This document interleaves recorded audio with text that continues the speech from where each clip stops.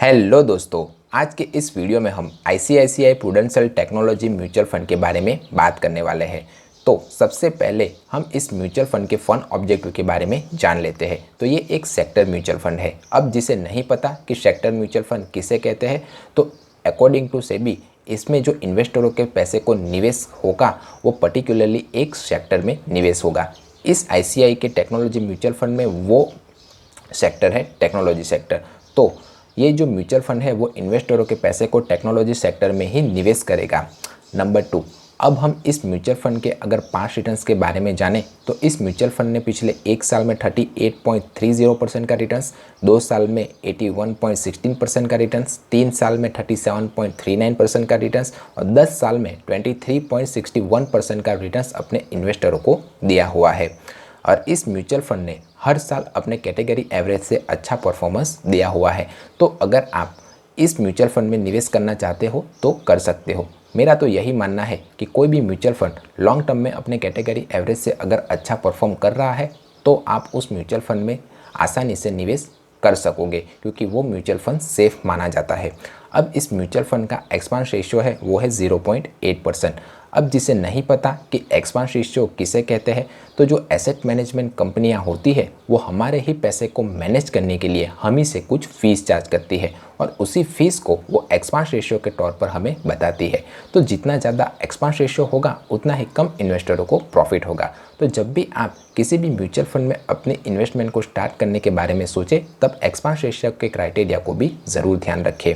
इस mutual fund का exit load 1% है। अगर आपने अपने निवेश हुए पैसे को 15 दिनों के भीतर ही अगर निकाल लिया तो आपको 1% का एग्जिट लोड चार्ज देना पड़ेगा। 15 दिनों के बाद अगर आप अपने पैसे को निकालते हो तो आपको कोई एग्जिट लोड चार्ज नहीं देना पड़ेगा। ये जो म्यूचुअल फंड है वो benchmark S&P BSE tech TRI को फॉलो करता है। और अगर आप इस म्यूचुअल फंड में अपनी इन्वेस्टमेंट को स्टार्ट करना चाहते हो तो मिनिमम SIP 100 रुपीज़ और लंप सम अमाउंट 5000 से स्टार्ट कर सकते हो।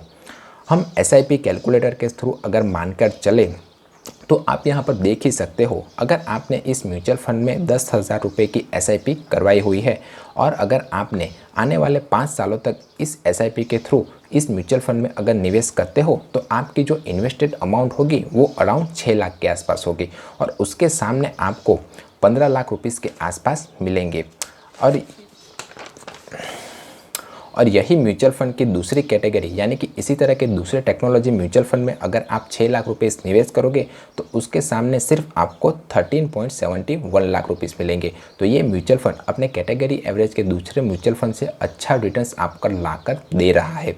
अगर आपने इसी 6 लाख रुपीज़ की बैंक FD करवाई होगी तो आपको 5 साल के बाद 7.16 लाख रुपीज़ मिलते। और अगर आपने इसी 6 लाख रुपये का अगर सोना खरीदा होगा तो उस सोने की वैल्यू 5 साल के बाद 8.19 लाख के बराबर होती।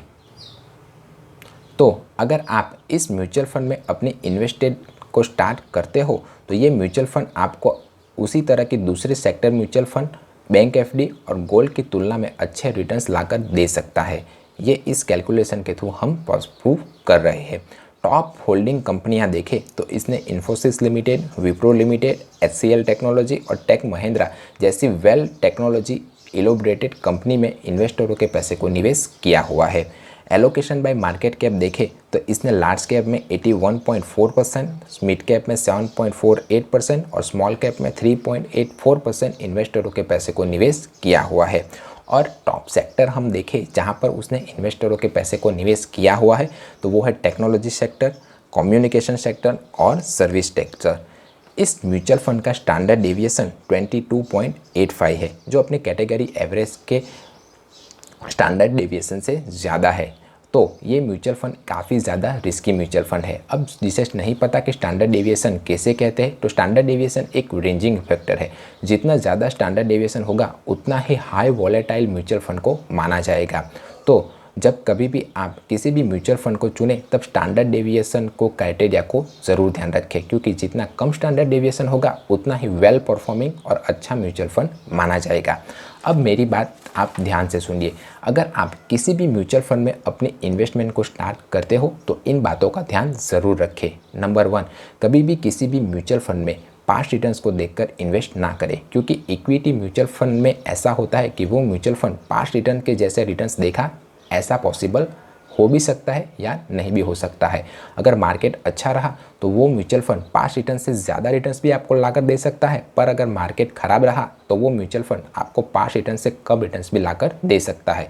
तो कभी भी पास्ट रिटर्न्स के बेस पर आप किसी भी म्यूचुअल फंड में इन्वेस्टेड नहीं करोगे।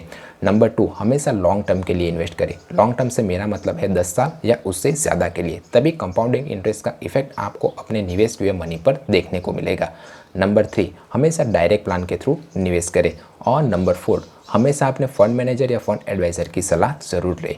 इस म्यूचुअल फंड पर लगने वाले टैक्स के बारे में हम बात करें तो अगर आपने 1 साल के भीतर ही अपने निवेश किए हुए पैसे को निकाल लिया तो आपको short term capital gain tax 15% का पूरी अमाउंट पर देना पड़ेगा, और 1 साल के बाद आपको long term capital gain tax 10% का देना पड़ेगा, और उसमें से भी आपको 1 लाख रुपीज़ का अजम्पशन मिल जाएगा। तो आप मुझे कमेंट करके बताइए कि आप इस म्यूचुअल फंड में अपनी इन्वेस्टमेंट को स्टार्ट करना चाहते हो या नहीं। अगर ये मेरा वीडियो पसंद आया है तो वीडियो को लाइक ज़रूर कर दीजिएगा और चैनल को सब्सक्राइब कर दीजिएगा।